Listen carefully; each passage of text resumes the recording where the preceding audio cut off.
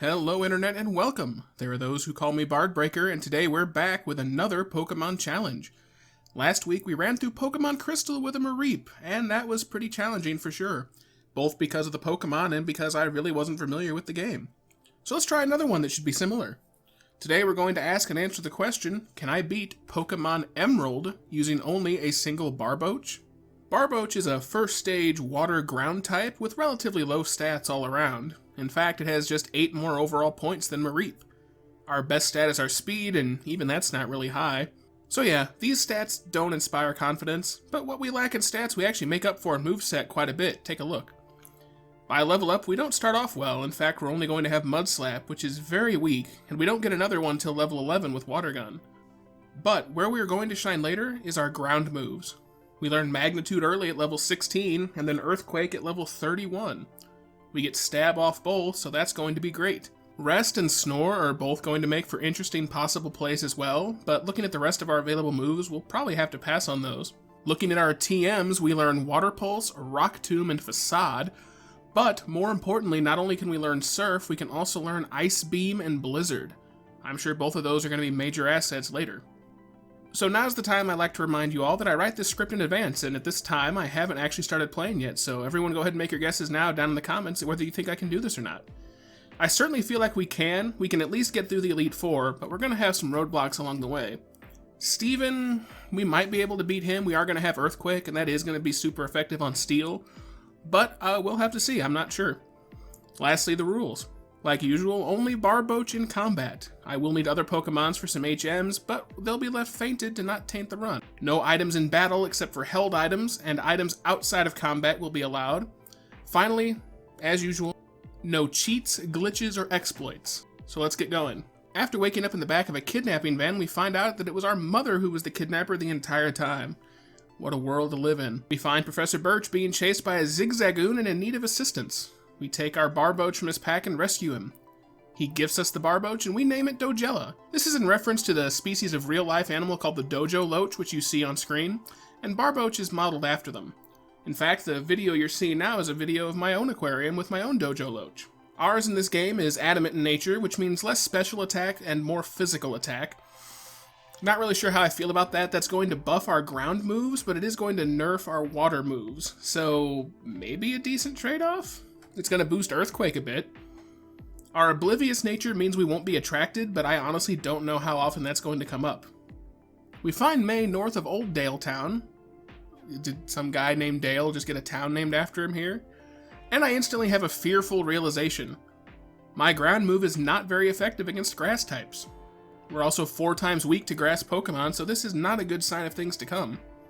Not only that, it's also going to resist water, so our rival is going to be a major issue in this game. Anyway, we do manage to beat her Trico, but we have to end up using Struggle to do it. That's not a good sign either. Maybe we should just pack up and go back home now. We collect the Pokedex and then go where I guess I'm supposed to go. Again, I don't know my way around this region. On the way back to Old Dale Town, we stop to collect some Zigzagoons. Now, I can't use them in combat, but they do come with the ability Pickup, which will come in handy because it's going to randomly pick up items on the ground, which I'll either be able to use outside of battle or sell them to make more money. You can let me know down in the comments if you think using Pickup is cheap, or even violates the spirit of the rules, but when I see all the other guys using single Pokemon runs doing it, I don't see any reason not to. So as we progress out Route 102, I'm immediately struck with another negative realization. Our ground moves are going to be half effective on Bug as well. And guess what this area is full of? How sad is it that we can't deal with Wurmples? I mean, that's this generation's Caterpie. We get past this first trainer, but we actually lose to this bug catcher next to him who has 2 Wurmples. Our second pass through and we actually skip him to move on, but our smarts are short-lived. This trainer here has a Zigzagoon and a Tailo. Tailo is flying, so it's immune to Mud Slap. We're going to have to grind up to level 11 right here in the first little area to learn Water Gun. Either that or use Struggle. Either way, it's going to take a while. So I spend a bunch of time grinding up to level 11 and finally learn Water Gun. Now we can blow through Wurmples with ease. That's a really sad statement if ever I've heard any. We also get past the Tailo. Unfortunately, our celebration is very short-lived as we immediately run into a trainer with a Shroomish. This resists both of our moves, and it knows Absorb, which we are 4 times weak to. This is not good, guys. We barely, and I do mean barely, squeak past it, but this is not a good sign. we may need to grind a few levels, and if we're not careful, our Zigzagoons are going to get drug into combat. And so apparently Petalburg City was literally right around the corner here. Oops, might help me if I knew the way around. Anyway, we get into town, and we start to lose ourselves. And what's the meaning of life, man? Like, what if we're all just ants in some super alien snow globe? I don't know if I like the implications, man. What is free will but not a construct of the socio-political nature of... Anyway, we help Wally catch a Ralts before heading out of town. On the way, we catch a Wingull and nickname it Flapsity III, long may he fly, as well as a Merrill, nicknaming it Aquades III, long may he swim, and we press on. Petalburg Forest is nothing to write home about, though we do find a Slackoth for Cut, nicknaming it Snipticus III, long may he cut, and then take on Roxanne in Rustboro. Predictably, we one-shot virtually every Pokemon in the building. Her Nosepass puts up a bit of resistance, but goes down quick enough. We get the TM for Rock Smash for winning, which we immediately teach to Barboach, and now we have 4 damage-dealing moves after learning Magnitude as well. Now we can press on. We witness a robbery and are tasked to track him down. Why? Why am I the only, person in these games that ever acts in a police manner? Where are the actual police? We find him in this foggy cave, beat him senseless, and get back not only the Devon goods, but also the Pokemon he took hostage. We get the Pokenav for our trouble and try our hand at May. Her Wingull goes down with a single Rock Tomb, but her Trico wipes the floor with us. This looks to be an optional battle for now, though, so let's skip it. We hitch a ride to Dewford Town from Mr. Briny. Do you think he had that nickname all along, and then it's just a coincidence he lives by the sea, or do you think the townsfolk are mocking him for always showing up to the potlucks wet and salty? Our first attempt at the gym here goes well at first. We take everything down in 1 or 2 hits. Last out is Brawly's Makuhita though, and thanks to a bulk up it hits for major damage and is able to take us out with just a bit of health left. I don't think we need to grind, we just need a bit better luck. Let's try again. And yeah, like I figured, second attempt goes much better and we win with a few magnitudes. Now it's time to find Steven. Before doing that though, we go back to Petalburg to catch a Lotad. We nickname her Flashelius III, long may she shine, and then go back to look for Steven. We deliver the letter. Again, why are these games always turning into package delivery simulator? And we head to Slaveport City. We deliver the goods to Stern, take out the Aquagrunts, and set out for our next adventure. Unfortunately, we're stopped by May and her Grovyle. It outspeeds us and lands a 4 times effective Absorb for an instant knockout. We're just gonna have to be super leveled to deal with this, I guess. I really don't see what else we can do. After an hour of grinding, we get back at level 31. We've also taught Earthquake over Magnitude. Mudslap is weak as crap, but it does have the advantage of messing with accuracy, so we're going to leave it for now. Magnitude, though, is just too random in strength to be reliable. Earthquake, though, is always going to hit for good damage. Her Wingull goes down in a single Rock Tomb, and next is that annoying Grovyle. We go first, land an Earthquake, but it doesn't take it out. We survive and absorb, though, and another Earthquake is able to finish it. Her last Pokemon is a Slugma, but one Water Gun finishes that. We took an hour of grinding to do it, but we got past May. We make it to Mawile City, and it's time for Watson. And yeah, we one-shot his entire team with Earthquake. This is no challenge at all. Earthquake may prove to be too powerful for a challenge run, but we certainly need it to deal with that Grovyle, and in any case, it's on to the next location. Once we find the way to Flannery, we have 0 trouble with her. After all that, we get back to Petalburg, and it's time to confront our father in the most epic father-son matchup since Luke versus Vader. And our first attempt does not go well. We wind up losing a good chunk of health from Teeter Dance confusion, and it's just downhill from there. In the interest of saving time here, I decide to go ahead and cheese it and try Double Team. I wanted to avoid this since we had to use it in the last run, but I also don't want to spend hours grinding in this game. We go ahead and set up our 6 double teams on Spinda, and then one-shot our way to Slacking after taking a couple of facades off Spinda. We get off an Earthquake, and Slacking misses his counter. We land another, and its True On ability keeps it from moving, though it does eat a berry, but it's not enough to withstand a 3rd Earthquake. Now that that's over, we get the badge, and we can finally get to Surf. We go ahead and teach Barboach Surf. We'll use Aquades for Dive and Waterfall later. We stop off at the wrecked ship to pick up the TM for Ice Beam, though, and then clear out the Weather Institute. May is right around the corner, and it's time for another rival match. Her Slugma is still one shot, but her Grovyle is another story. We nearly one-shot it with Ice Beam, but it survives and lands another 4 times effective Leaf Blade for the one-hit knockout. We need to level more. So instead of leveling, I actually decided to try Double Team again. We set it up on our Slugma, who just keeps using Harden. After we get our double teams in place, it's an easy one-shot. Her Grovyle's out next, and we don't one-shot it, but it misses Leaf Blade, and we get the knockout next. She's got a Lombre now instead of a Wingull, and it survives an Ice Beam, but we survive an Absorb and finish it with another Ice Beam. With that, it's on to the flying gym. Our first attempt here starts promising. Her Swablu and Tropius are easy one-shots with Ice Beam. Her Pelipper takes one though, and it lands supersonic. We proceed to hit ourselves 4 times in a row before going down.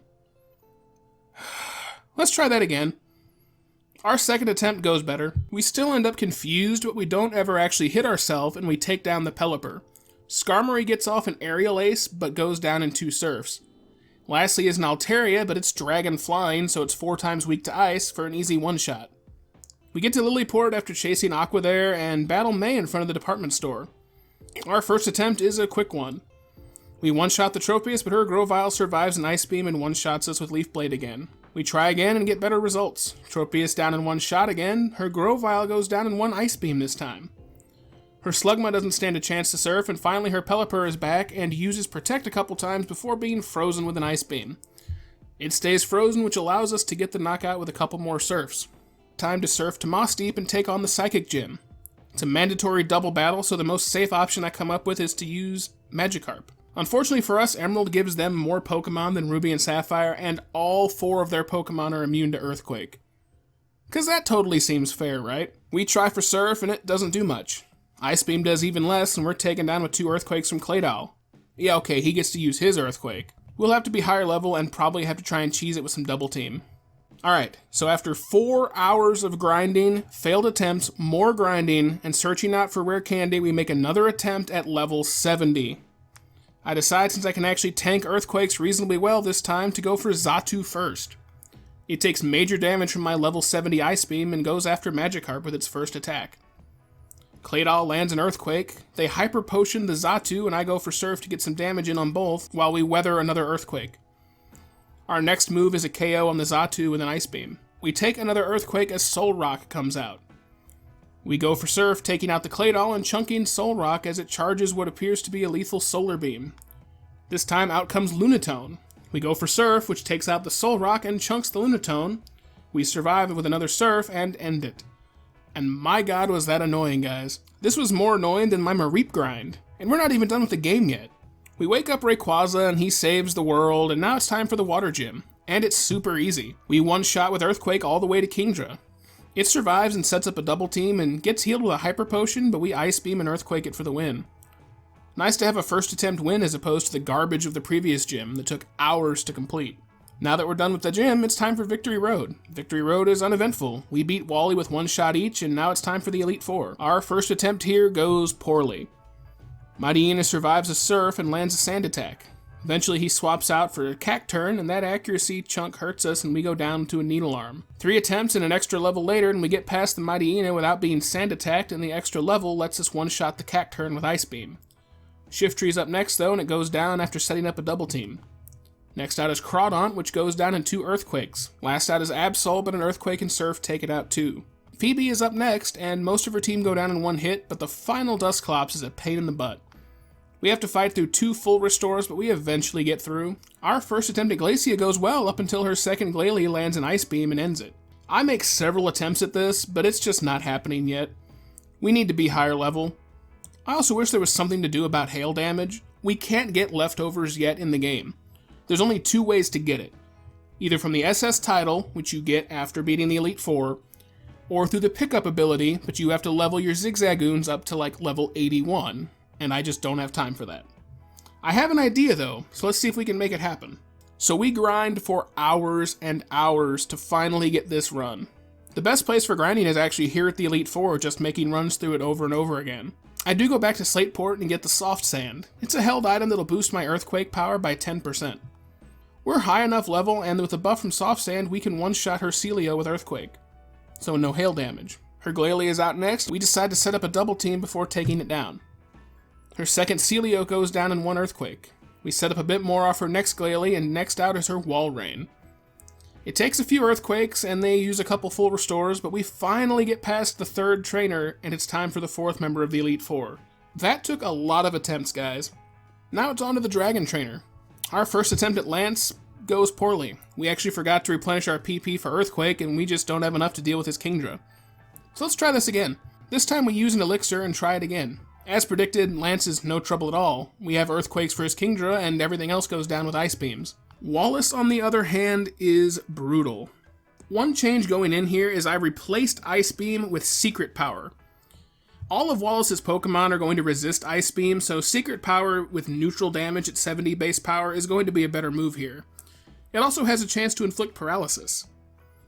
The biggest problem with Wallace is his Ludicolo, which is out second, which is always going to be able to one-shot us with Giga Drain if we don't set up properly. So we have to set up max evasion with 6 double teams off his Wailord. This requires a bit of HP management because his signature move Water Spout is actually going to do damage based off its HP. So we have to manipulate it by doing damage to him first and then having him use the move. And this run here illustrates why I hate stat moves so much. They are totally random whether they work or not. Now I know there's actual math involved with paralysis luck and then evasion stats, but it always seems like it's just random, guys. Look here. We have 6 double teams in place.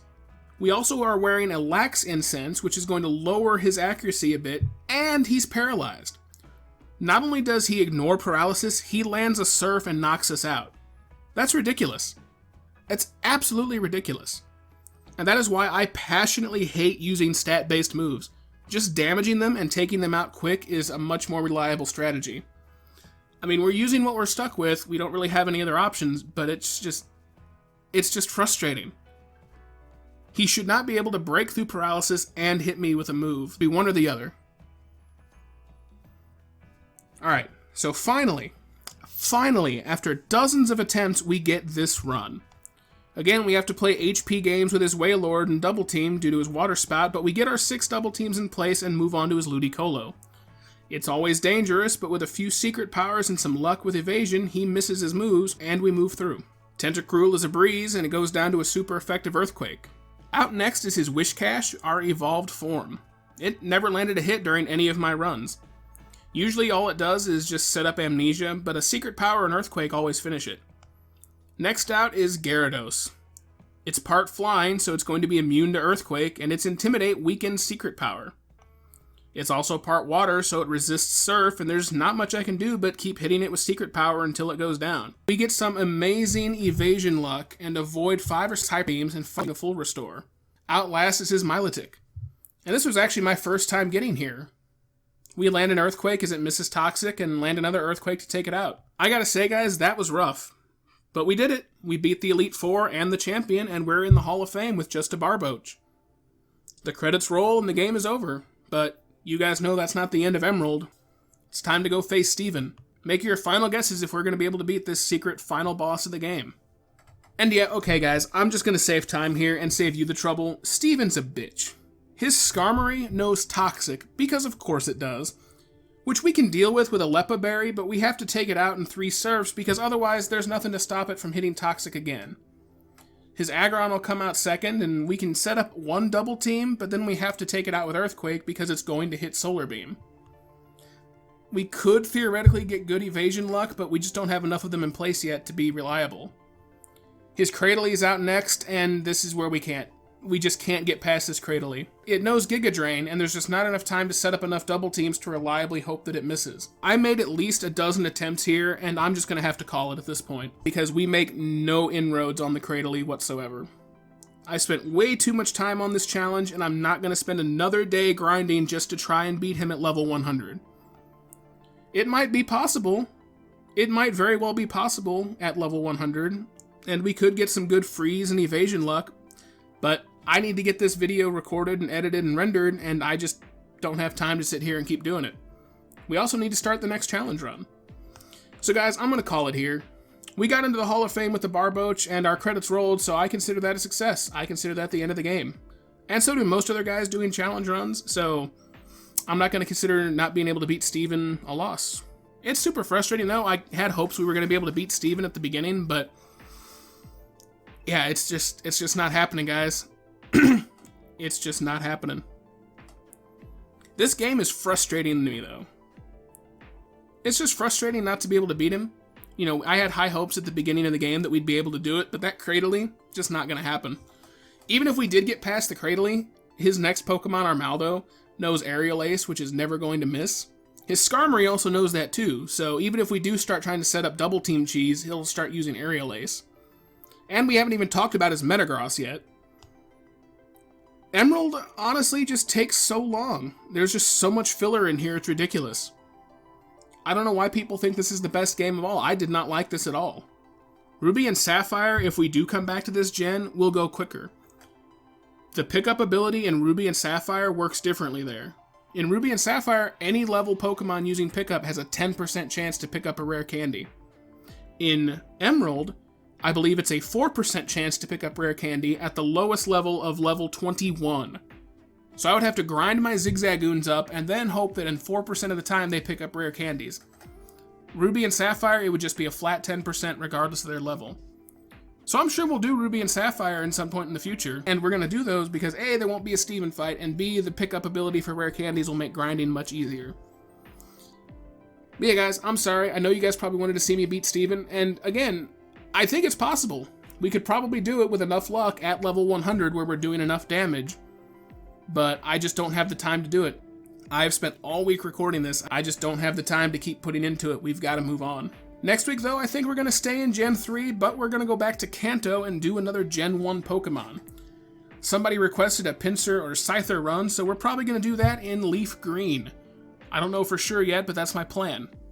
Make sure you guys like, comment, and subscribe. Ring the bell for notifications if you haven't already.